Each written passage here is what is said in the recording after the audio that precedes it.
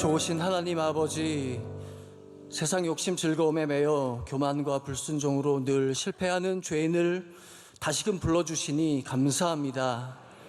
교회가 우리 인생을 지키심을 믿습니다.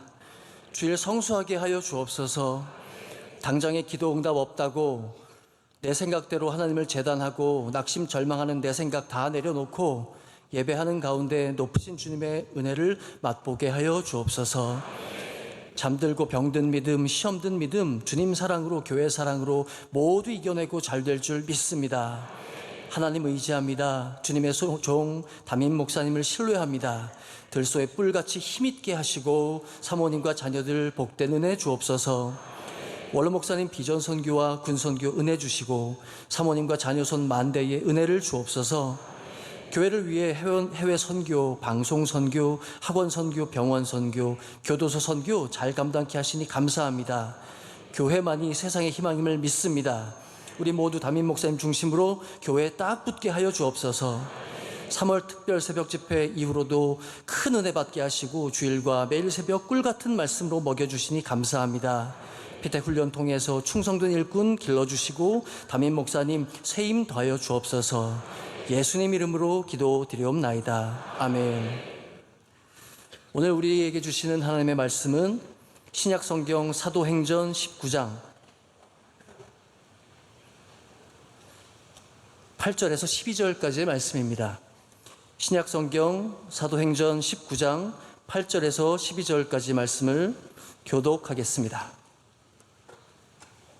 바울이 회당에 들어가 석 달 동안 담대히 하나님 나라에 관하여 강론하며 권면하되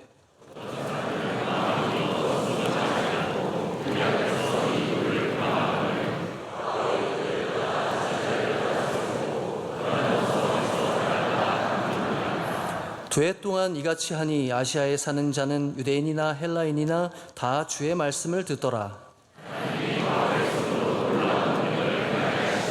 함께요. 심지어 사람들이 바울의 몸에서 손수건이나 앞치마를 가져다가 병든 사람에게 얹으면 그 병이 떠나고 악귀도 나가더라. 아멘. 말씀으로 은혜 받는 시간입니다. 담임 목사님께서 에베소서 외전 두 번째 두란노에서 보낸 2년 제목으로 말씀 증거하실 때 큰 은혜의 시간 될 줄 믿습니다. 할렐루야. 하나님께 모든 감사와 찬양 올려드립니다. 저는 여러분과 함께 에베소서의 외전이죠. 우리 스피노프로 에베소서에 관련된 사도행전의 말씀으로 우리 두 번째 말씀을 나누길 원하는데 오늘 말씀에는 두란노에 가는 얘기가 나옵니다. 에베소서가 중요한 여러 가지 이유가 있지만 그 중에 하나는 바울이 에베소에서 2년이라는 시간을 보냈다는 것과 무관하지 않습니다. 그러니까 에베소만큼 오랜 시간을 보낸 곳이 없습니다. 다른 대부분의 지역에서는 아주 짧게 있었습니다. 갈라디아의 교회를 지나갈 때는 하루, 이틀 이렇게 머물렀습니다. 빌립보에서는 며칠을 머물렀습니다. 우리가 생각하기에 빌립보 굉장히 중요한 것 같죠? 바울은 그냥 며칠 머물고 지나갔습니다. 데살로니가에서는 몇 주를 머물렀습니다. 베레아에서는 이틀 정도 머물렀습니다. 아테네 역시 며칠 머물렀습니다. 그러니까 우리가 굉장히 중요하다고 생각하는 도시들이 바울에겐 다 그냥 지나가는 도시였을 뿐입니다. 가서 복음을 전하고 말씀 나누고 떠나고 그리고 그 교회를 위해서 중보하고 때로는 편지를 보냈지만 오래 머문 곳은 없었습니다. 유일하게 에베소만큼 오래 머문 곳이 고린도입니다. 고린도는 18개월을 머물렀습니다. 자, 보시면 아시겠지만 고린도는 18개월 머물면서 속을 엄청 썩였던 것 같아요. 힘들었던 것 같아요. 근데 에베소는 다릅니다. 에베소는 머물면서 이곳에서 놀라운 일들이 벌어지면서 하나님의 말씀이 선포되고 그 말씀을 듣는 사람들이 변화되는 굉장히 아름다운 일들이 많이 일어납니다. 물론 이제 바울이 에베소에서 2년을 보냈다는 게 바울이 에베소를 더 사랑해서 2년을 보낸 것은 아닙니다. 아마 바울이 더 사랑하는 도시가 있었을지 모릅니다. 아마 각각 처한 상황이 달랐겠죠. 왜 며칠밖에 머물 수 없었느냐? 다 다른 겁니다. 예를 들어서 저도 해외를 나가고 해외에 살아봤지만 제가 좋아한다고 더 머물 수 있는 것도 아니고 제가 싫어한다고 더 빨리 올 수도 있는 거 아니에요. 때로는 그냥 하나님이 주신 사명이 있기 때문에 그곳에 한 달을 머물기도 하고 때로는 정말 너무너무 아쉬울 정도로 가끔 저한테 제가 해외에 나가면 거기 계신 분들이 그러세요. 목사님 좀 보고 가세요. 여기까지 오기가 얼마나 힘든데 여기서 좀 보고 가세요. 에티오피아 가기 힘들잖아요. 에티오피아에서 조금만 더 가면 뭐 있어요. 목사님 좀 갔다 가세요. 저는 에티오피아 가서 늘 그냥 우리 컴파운드에 가서 거기 보고 그리고 그냥 돌아오는 겁니다. 그러니까 제가 더 보고 싶어도 볼 수 있는 시간도 없고 제가 원하는 대로 되지 않습니다.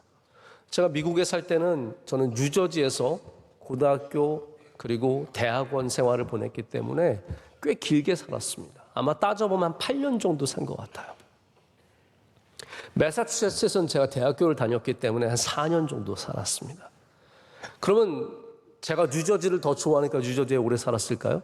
그건 아니에요. 그냥 학교를 다녔고 거기가 삶의 터전이었기 때문에 더 살았을 뿐이지 더 좋다는 말은 아닙니다. 그래서 바울이 에베소를 더 좋아해서 2년을 머문 것은 아니었겠지만 여기 중요한 이유가 나옵니다.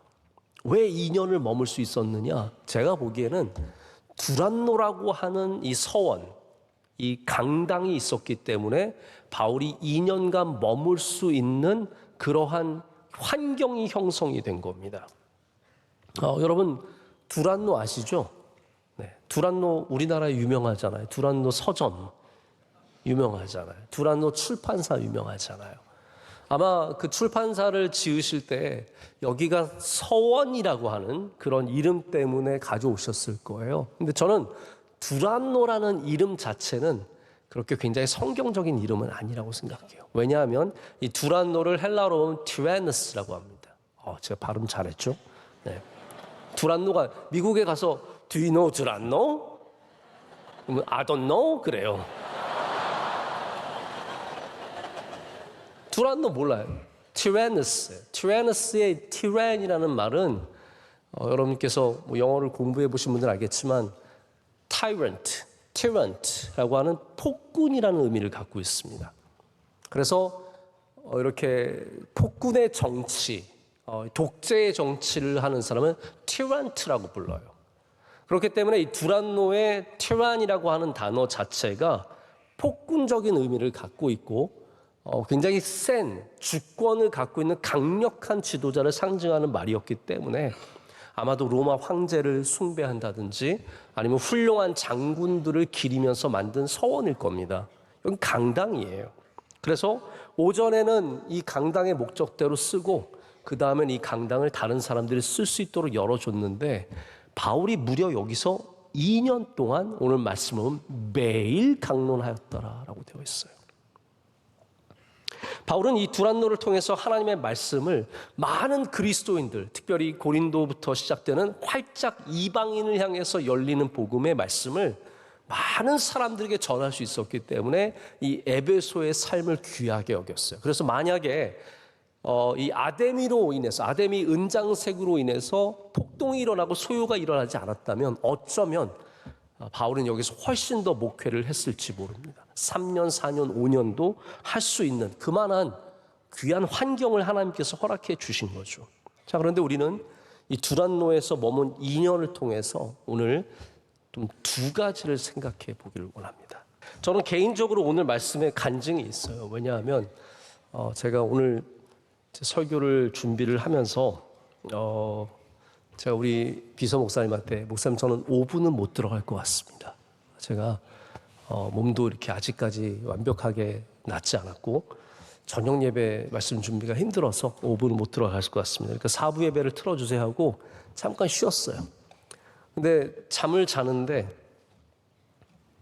5부 예배 시간이 다가오는데 잠에서 잠깐 깼는데 하나님께서 이런 마음을 주시는 거예요. 너 5부 들어가서 설교하면 저녁 예배 설교는 내가 줄 테니까 걱정하지 마라. 야 이러는데 하나님 안 믿고 저 못 믿겠는데요. 시간상 어려운 거 하나님이 아시잖아요. 이러면서 제가 버티고 있기가 힘든 거예요. 그래서 벌떡 일어나서 제가 5부 예배를 나왔던 것이었었습니다. 그래서 오늘 저녁 예배 말씀은 정말 짧은 시간에 전 믿었어요. 하나님께서 주신다고 했으니까. 그래서 하나님께서 말씀을 주실 거로 기대하고 오늘 말씀을 준비를 하게 되었습니다. 그래서 두란노에서 보낸 2년이 갖고 있는 중요한 메시지 2개가 있습니다. 첫 번째는 뭐냐면 쫓겨난 곳에서 열매가 맺힌다입니다. 실패한 곳에서 열매가 맺힌다. 바울이 두란노를 염두에 두고 에베소에 온 게 절대로 아닙니다. 두란노는 바울의 first choice가 아닙니다. 자, 보십시오. 여러분들도 삶의 first choice가 항상 맞아요? 아니면 first choice가 안 될 때가 많습니까? first choice가 안 될 때가 많아요. 지금 만난 그 남편, 네? first choice가 아닐 수 있는 거예요. 내가 좋아하던 남자는 누가 이렇게 데려가 버렸어. 그래서 남은 애랑 사귀어가지고 결혼한 거예요. 근데 놀라운 하나님의 은혜는 세컨드 초이스가 더 좋더라. 이거예요. 언제 들어보니까 그 괜찮았던 남자에 가서 이상하게 살고 있더라. 그럴 줄 알았어 내가. 여러분 항상 우리의 첫 번째 초이스가 가장 좋은 건 아닙니다. 자, 여기에 지난주에도 말씀드렸지만 하나의 패턴이 있습니다. 바울은 항상 15장에서 이방인을 향한 복음의 문을 베드로와 야고보가 힘을 합쳐서 성령의 역사 가운데 열어줬어요. 그래서 피를 먹지 않으면 되는 것이고 여러 가지 율법의 어려운 부분들 할례 안 받아도 되는 거고 여러 가지로 이방인들이 예수님 믿게 좋게 만들어놨습니다. 자, 그런데 정작 그렇게 결정이 났지만 이들은 여전히 2차 선교 여행을 할 때에도 계속해서 회당에 들어가서 말씀을 전합니다.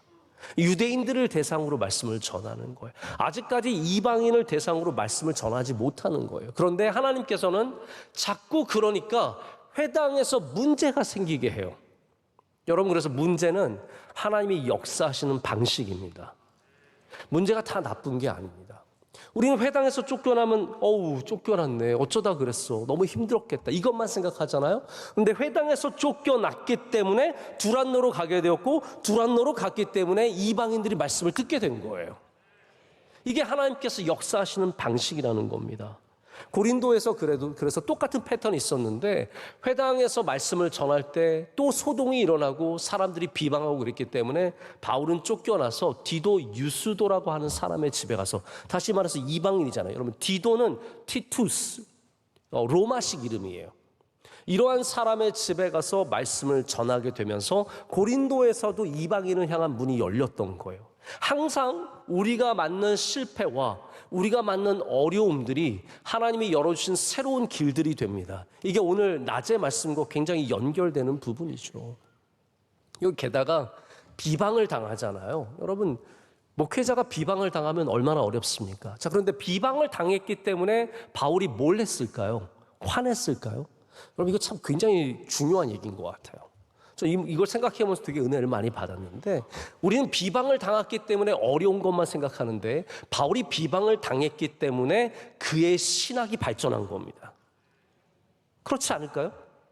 바울이 전하는 말씀에 대해서 사람들이 공격하고 그리고 이단들이 공격하는 바람에 바울은 그 받은 비방을 변호하기 위해서 더욱더 하나님의 말씀, 예수 그리스도의 복음을 철저하게 발전시킬 수밖에 없었어요.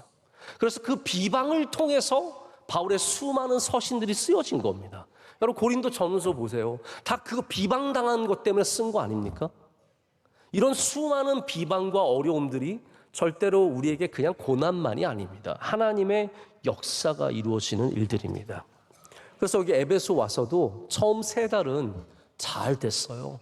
유대인의 회당에 들어가서 말씀을 전하고 사람들이 잘 들었어요. 그런데 결국은 또 사단이 일어나고 맙니다. 사람들이 비방하기 시작하죠. 그래서 바울이 조용히 나갑니다. 싸우지 않습니다. 여러분, 그래서 여러분의 first choice가 안 될 때 조용히 떠나가십시오. 하나님이 길을 열어주십니다. 거기서 싸우고 뜯어내고 머리끄댕이 붙잡고 엉엉 울면 그러면 길이 열리느냐? 그렇지 않습니다. 바울은 여기에 저항하지 않습니다. 여기 아무 말도 하지 않습니다. 그냥 가서 두란노로 옮겨가서 말씀을 전하는데 그 두란노에 어마어마한 부흥의 은혜가 임하기 시작하는 겁니다. 사도행전 전체가 쫓겨남의 역사라고 해도 과언이 아닙니다. 하나님이 갖고 계신 생각이 얼마나 높으십니까? 하나님의 뜻이 얼마나 온전하십니까? 우리는 항상 승리를 통해서 뭔가를 성취하려고 합니다. 나 이번에 좋은 학교 들어가서, 나 이번에 좋은 직장 들어가서, 좋은 사람 만났어. 그런데 하나님은 다른 종류의 방식으로 승리를 이끌어내십니다. 하나님은 패배를 통해서도 승리로 이끌어 가실 수 있습니다. 신비하지 않아요? 우리는 이겨야 이기는 건데 하나님은 지게 하심으로 이기게 하십니다. 그래서 질 때도 이길 수 있다는 믿음을 가지셔야 돼요. 이번에 졌으니까 끝났다? 그렇지 않습니다. 하나님이 함께 하시면 그 진 곳에서도 승리가 이루어질 수 있어요. 그 가장 대표적인 예가 뭐예요? 십자가입니다. 십자가는 철저하게 하나님께서 죽으신 곳입니다. 우리 전능하신 하나님께서 이 땅에 사람의 몸을 입고 오셔서 사람에게 목숨을 빼앗긴 곳이 십자가입니다. 그런데 그 십자가 위에서 죽으시면서 예수님께서는 다 이루었다 라고 말씀하세요. 그 패배의 자리가 승리의 자리가 됩니다. 그 십자가의 신비는 영광과 패배가 함께 있는 것이죠. 가장 놀라운 영광이 우리 인생의 가장 패배한 곳에서 이루어지는 아주 역설적인 승리를 하나님께서 우리에게 보여주시는 거예요. 그래서 예수님께서는 십자가에 죽으시고 부활하심으로 죄의 권세를 이기시고, 할렐루야, 우리에게 승리를 주신 거예요. 교회도 마찬가지입니다. 초대교회들이 다 핍박받고 어려웠죠. 그러나 그 덕분에 믿음을 단단하게 세울 수 있었고 정결하게 교회가 세워질 수 있었습니다. 우리 사도행전을 유심히 보신 분들은 사도행전에서 얼마나 쫓겨나는 일이 많은지 아실 겁니다. 7장의 마지막을 보면 스데반이 순교해요. 그 자리에 사울이 있었더라, 그 말씀이 7장의 마지막 말씀이 있잖아요. 그리고 나서 8장이 시작될 때 어떤 일이 시작이 됩니까? 예루살렘의 교회에 온갖 핍박이 몰아치기 시작합니다. 제가 8장 1절을 읽어드릴게요. 이렇게 되어 있어요. 그날에 예루살렘에 있는 교회가 큰 박해가 있어 사도 외에는 다 유대와 사마리아 모든 땅으로 흩어지니라. 아멘. 사도들 몇명만 남고, 그래서 나중에 예루살렘 공의회가 예루살렘에서 열릴 수 있었던 것은 사도들은 남아 있었기 때문이에요. 그런데 모든 사람들은 다 흩어진 거예요. 그런데 4절을 보면 이렇게 되어 있어요. 그 흩어진 사람들이 두루 다니며 복음의 말씀을 전할세. 이게 하나님의 역사하시는 방식입니다. 우리가 볼 때 교회는 핍박받았으니까 하나님 왜 교회 안 지켜주세요? 살아계시면 교회 지켜주셔야 되잖아요. 우리는 제가 아까 말씀드린 잘못된 질문이에요. 하나님이 계시냐 안 계시냐의 질문을 늘 한다고요. 그게 아니라는 겁니다. 우리가 드려야 하는 질문은 하나님의 생각이 얼마나 높으신가에 대해서 물어봐야 돼요. 그래서 하나님이 교회가 핍박을 당하는 것이 안 계셔서 그런 문제가 아니라 하나님의 생각이 높으셔서 그런 일들이 생겨나는 겁니다. 그래서 8장을 보면 9장을 보면은 그 흩어진 사람들이 두루 다니면서 복음의 말씀을 전하고 이어서 사마리아 성의 빌립이 말씀을 전하는 이야기로 이어집니다. 바울이 선교 여행을 다닐 때도 마찬가지예요. 복음을 전하다가 쫓겨나는 일이 그렇게 많았습니다. 비시디아 안디옥에서 유대인들의 경건한 귀부인과 그 신의 유력자들을 선동해서 바울과 바나바를 박해하여 그 지역에서 쫓아냈다라고 합니다. 그런데 아까 말씀드렸듯이 바울은 쫓겨갈 때 저항을 하지 않습니다. 발에 티끌을 털고 그리고 이고니온을 향해서 나아갑니다. 고린도후서 11장을 보면 우리 고린도후서 11장을 별명으로 뭐라고 부르는지 아시죠? 바보장이라고 부릅니다. 왜 바보장일까요? 바울이 이리리리리 그래서 바보장일까요? 아닙니다. 바울이 11장에 나의 약한 것을 자랑하노라 라고 하면서 바울이 자신의 연약함을, 자신이 아무것도 아님을, 그거를 딱 적고 있는 게 이게 고린도서 11장이에요. 거기에 보면 바울이 쫓겨난 이야기, 맞은 이야기가 적혀 있습니다. 유대인들에게 40에 하나 감한 매를 5번 맞았어요. 여러분 요즘에 매 맞아 본 적 있으세요?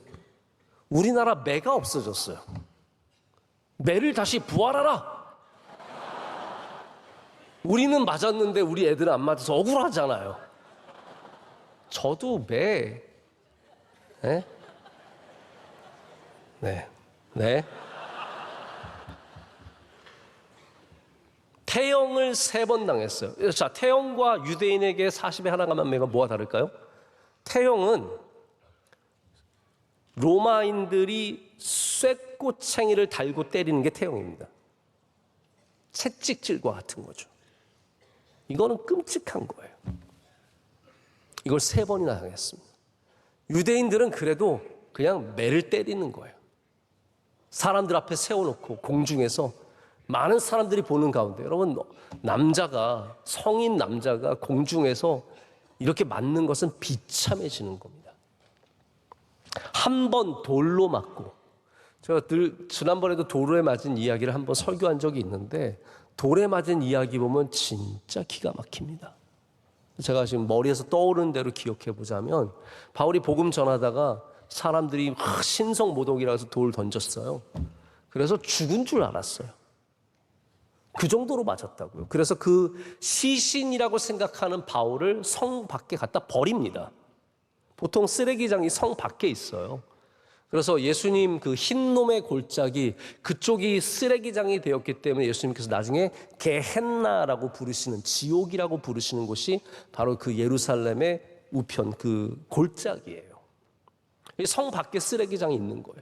거기 갖다 버렸는데 바울이 부시시 일어나요. 그래가지고 일어나가지고 다시 성으로 들어간 다음에, 야 우리 이제 다 가자. 그래가지고 그 다음날 다른 데로 떠나요.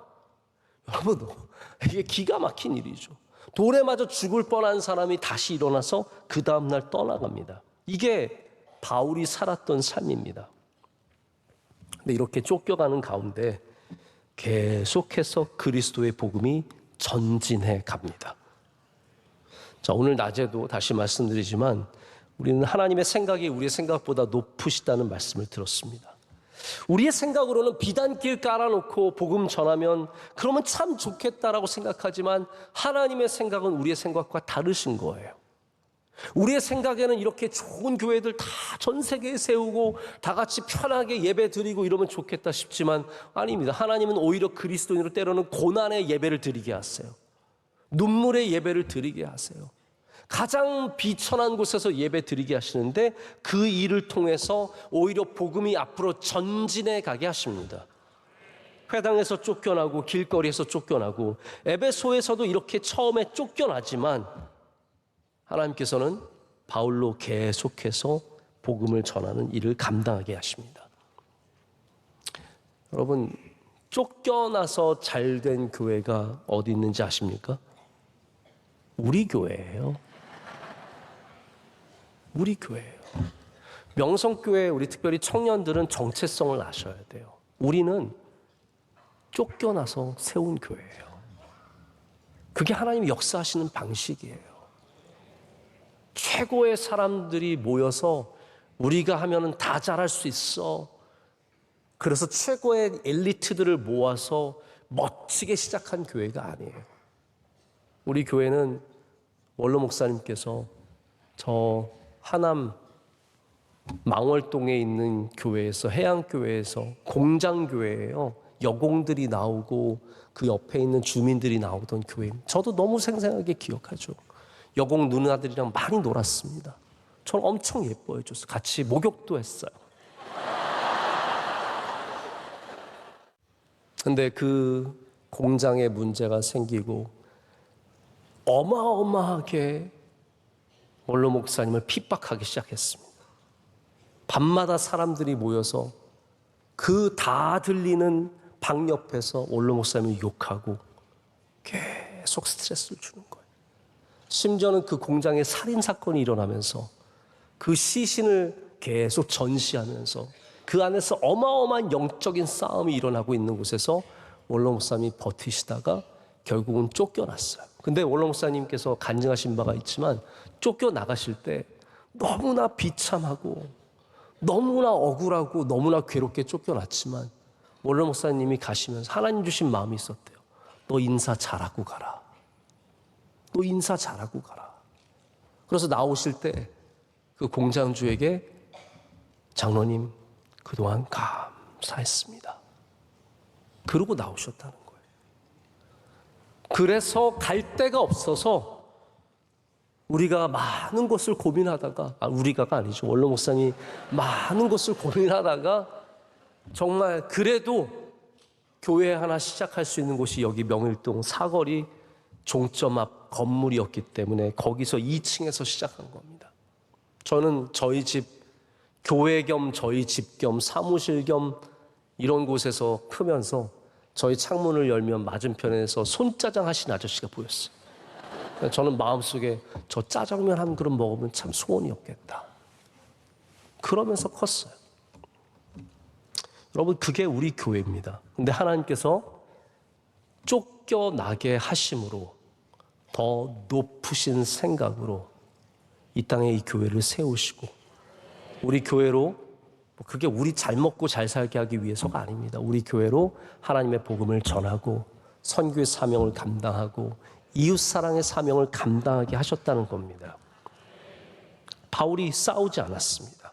대신 새로운 곳을 향해 나아갔습니다. 저 아까 말씀드린 것처럼 왜 이 수많은 억울하고 괴롭고 아픔이 있는 걸 보면서 왜 바울은 싸우지 않았을까를 생각해 봅니다. 바울이 항변할 수 없었겠습니까? 설득할 수 없었겠습니까?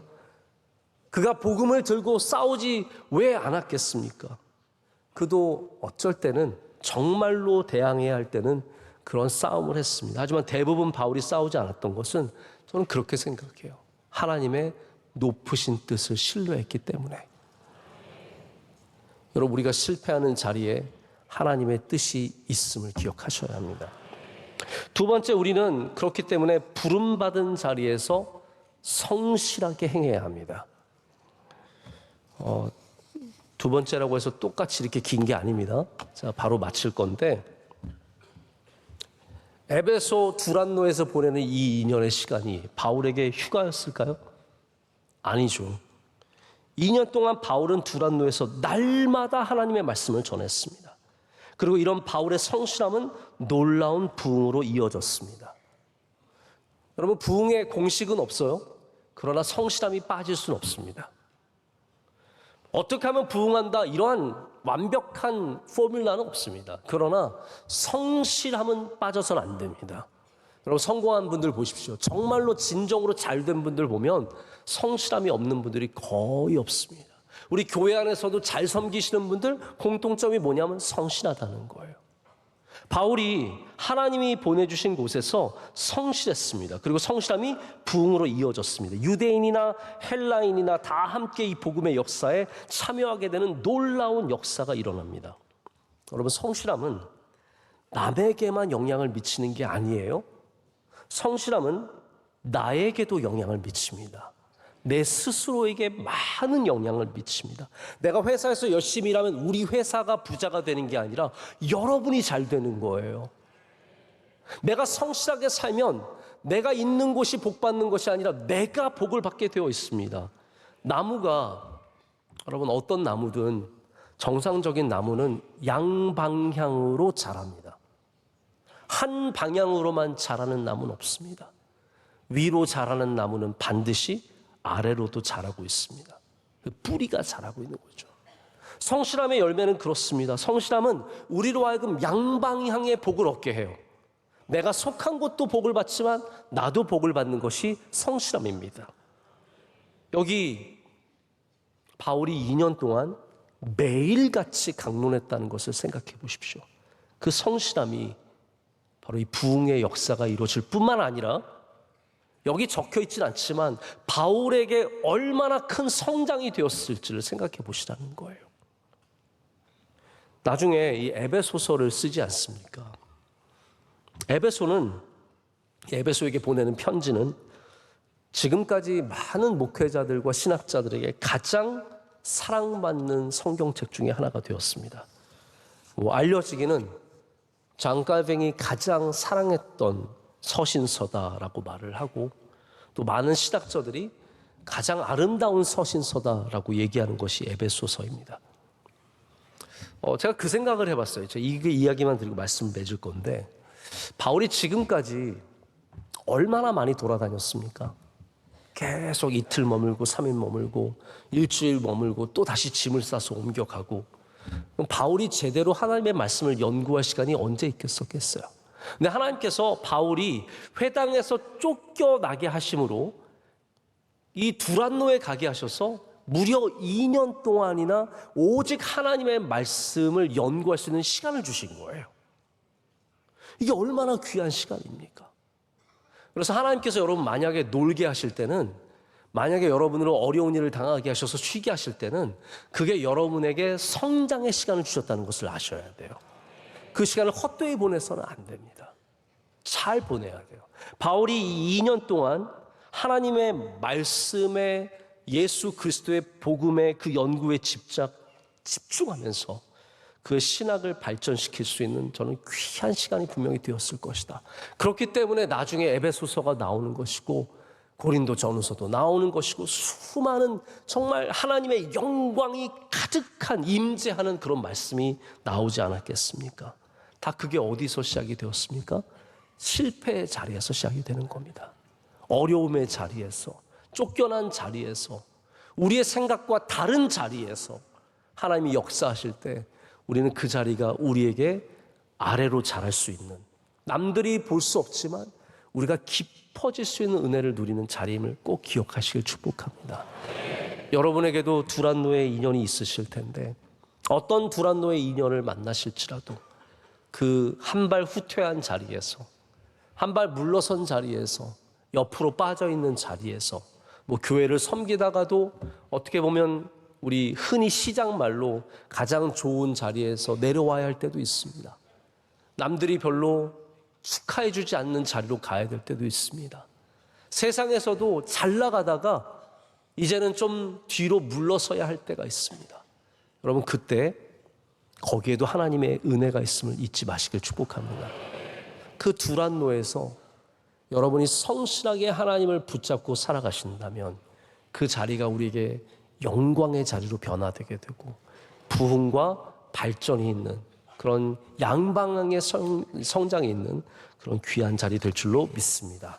우리 함께 거룩하신 하나님 아버지, 우리의 생각과 다른 생각을 갖고 계시며 높은 생각과 높은 뜻을 갖고 계신 하나님 아버지, 주 하나님 아버지를 신뢰합니다. 우리 주님보다 앞서가지 않게 하시고 겸손하게 주님의 높으신 말씀을 기다리게 하여 주시옵소서. 우리를 더욱 낮추게 하여 주시옵소서. 하나님, 주님 앞에 엎드립니다. 철저하게 엎드립니다. 우리의 머리를 바닥에 댑니다. 주여 말씀하여 주시옵소서. 인도하여 주시옵소서. 주님 손에 우리를 맡깁니다. 주님께서 우리 실패의 자리에서도 여전히 그 높으신 생각으로 우리를 선하게 이끄심을 믿습니다. 우리 두란노로 갈 때 그 어느 누구도 부흥을 기대하지 못했고 그 어느 누구도 2년의 귀한 시간을 생각하지 못했지만 하나님은 알고 계셨습니다. 하나님, 우리의 삶의 자리에서 두란노로 나아갈 때 믿음으로 나아가게 하여 주시옵소서. 우리에게 주신 그 시간과 그 자리가 놀라운 부흥의 시간과 자리가 될 것을 믿습니다. 예수님의 이름으로 간절히 기도드립니다. 아멘. 할 때 주여 우리나라를 붙잡아 주시옵소서. 우리나라 무너지지 않게 하여 주시옵소서. 우리가 주님께로 돌아가게 하여 주시옵소서. 머리에 죄를 뿌리며 회개하게 하여 주시옵고 하나님, 이 나라를 구원하여 주시옵소서. 어두움에서 건져 주시옵소서. 이 나라의 자유민주주의 지켜지게 하여 주시옵소서. 주의 뜻이 이루어지게 하여 주시옵소서. 다같이 두 손 들고 주여 삼창 기도하겠습니다. 주여 주여 주여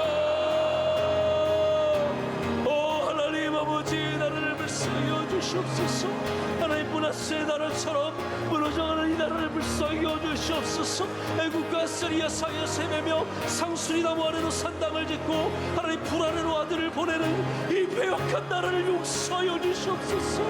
하나님 나의 죄를 용서하여 주시옵소서. 나의 아니와 나의 영광만 바라보며 살았던 하나님 배역한 주의 종입니다. 주의 종을 불쌍히 주시고 하나님 용서하여 주시옵소서. 우리의 모든 죄를 주님께 회개하고 나아가요. 아버지 하나님 이곳에 긍휼을 베풀어 주시며 죄를 내주시옵소서. 이 나라가 살아나게 하여 주시옵소서. 이 나라가 일어서게 하여 주시옵소서. 무너졌던 모든 정치가 다시 살아나게 하여 주시오며 하나님 사회가 안정되게 하여 주셔서 이번 주에 살아나는 모든 일들 속에서 주님께서 친히 역사하실 줄로 믿습니다. 두려워하지 않게 하시고 걱정하지 않게 하시고 아버지의 뜻을 따라가게 하여 주시오며 믿음으로 살아갈 때 반드시 회복될 줄로 믿습니다. 하나님 아버지 기도하는 백성들 되게 하시고 눈물을 흘리는 백성들 되게 하여 주시고 하나님의 보호심과 인도하심을 누리게 하여 주시옵소서. 하나님 눈물로 기도할 때 주여 들어주시옵소서. 부르짖을 때 들어주시옵소서. 응답하여 주시옵소서. 역사하신 하나님 아버지 우리를 불쌍히 여주셔서 아버지의 뜻이 이루어지게 하여 주시옵소서. 우리 어린이들 자녀들 하나님 이 땅에서 저희 민주주의에 살게 하여 주시옵소서. 하나님 이 땅에 우상주의자를 잊지 멈지 못하게 하여 주시오며 하나님 바깥에 세력에 들지 못하게 하여 주시오며 오직 하나님께서 하시는 공의로운 나라 정의로운 아름다운 나라 주께서 기뻐하시는 나라를 주로 믿습니다. 이를 위해서 모든 그리스도를 깨어서 기도하게 하여 주시며 하나님께 하여 주시오며 주님의 뜻을 땅 가운데 이루는 주의 말씀을 나아지게 하여 주시옵소서. 하나님 눈물을 들어주시고 응답하여 주시옵소서.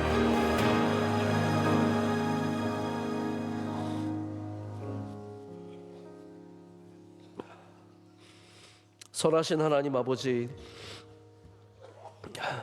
하나님 주여 이 나라를 불쌍히 주시옵소서.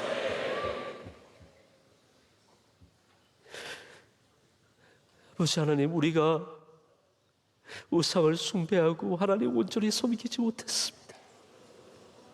점집을 찾아가며 상수리 아래에 산당을 세우며 우리 아들들을 불로 지나가게 한 죄악을 용서하여 주시옵소서. 아세라의 목성이 쓰러지게 하시고 바알의 우상들이 쓰러지게 하여 주셨소. 하나님, 우리 대한민국 하나님 잘 믿는 나라 되게 하여 주시옵소서. 우리 그리스도인들이 교만했습니다. 우리를 용서하여 주시옵고 하나님 이 나라를 고쳐 주시옵소서. 내일은 국무총리 단회관 선고가 있고 이어서 많은 일들이 있습니다. 주님, 이 나라가 주님의 뜻 가운데 바로 설 수 있도록 우리 두려움과 걱정은 내려놓고 하나님 신뢰하며 기도하며 나아가게 하여 주시옵소서. 모든 것들이 다 제자리로 돌아갈 줄로 믿습니다. 흔들렸던 모든 것들이 다시 안정되게 하여 주시며 경제가 안정되게 하여 주시오며 사회가 안정되게 하여 주시오며 양쪽에서 돌 던지던 사람들이 함께 손잡고 이 나라의 미래를 위해서 함께 달려갈 수 있는 나라 되게 하여 주시옵소서. 하나님, 우리 명성교회가 그 일을 위해서 더욱더 전심으로 기도하며 하나님 앞에 깨어있는 교회 되게 하여 주시옵소서. 하나님, 오늘 모든 특수는 주님께서 기뻐 받으신 줄로 믿습니다. 이 귀한 청년들, 새벽 이슬 같은 주의 청년들을 주님께서 한없는 복으로 주의 은혜로 내려주시옵고 이들을 귀하게 사용하여 주시오며 하나님의 영광을 드러내는 귀한 일꾼들 되게 하여 주시옵소서. 우리 지휘자님과 함께 수고한 모든 분들, 우리 대장님과 모든 임원단, 모든 섬기시는 분들 위해 주의 크신 위로와 은혜가 있게 하여 주시오며 이 오부 찬양대가 더욱더 부흥하고 발전해서 하나님께 가장 아름다운 찬양 올려드리는 찬양대 되게 하여 주시옵소서. 오늘 저녁에 드린 예물도 주님 기뻐 받아 주시오며 드린 모든 손길들과 그들의 기도에도 친히 응답하여 주시옵소서. 우리 선교사님들 지켜주시며 선교지 시험에 들지 않게 하시며 원로 목사님 항상 강건하게 붙잡아 주시오며 우리 교회의 모든 동역하시는 주의 종들 위에도 은혜를 내려 주시옵소서. 돌아가는 발걸음 지켜주시며 일주일 동안도 주님 안에서 승리하는 삶 살게 하여 주시옵소서. 이 모든 것을 감사함으로 주님께 아뢰며 이제는 우리 주 예수 그리스도의 크신 은혜와 하나님 아버지의 영원하신 사랑과 성령님의 함께 하심이 주님이 주시는 두란노의 길을 감사함으로 걸어가는 주의 모든 사랑하는 성도들 위해 이제로부터 영원토록 함께 하시기를 간절히 축원하옵나이다. 아멘.